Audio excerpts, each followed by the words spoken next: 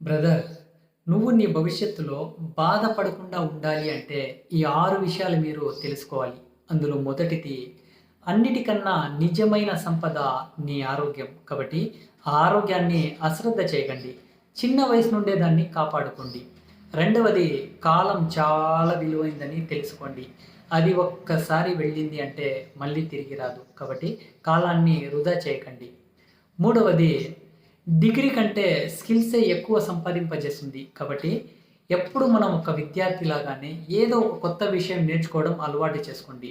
నాలుగవది, స్నేహితులు ఈరోజు ఉంటారు, రేపు వెళ్ళిపోతారు. కానీ మీతోనే ఉండేది మీ కుటుంబం. కాబట్టి మీ కుటుంబ సభ్యుల విలువను గుర్తించి వాళ్ళతో ప్రేమగా మాట్లాడండి.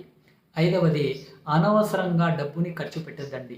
అవసరం ఉంటే ఖర్చు పెట్టండి, లేదంటే పొదుపు చేసుకోండి. ఆరవది, అనవసరమైన మాటలు మాట్లాడడం కంటే కూడా శాంతంగా ఉండడం నేర్చుకోండి. అది మీ శక్తిని పెంచుతుంది. అది మీ టైంని కూడా సేవ్ చేస్తుంది. ఈ 6 విషయాలు ఎవరైతే పాటిస్తారో వాళ్ళు భవిష్యత్తులో సంతోషంగా ఉంటారు. That's it. Thank you.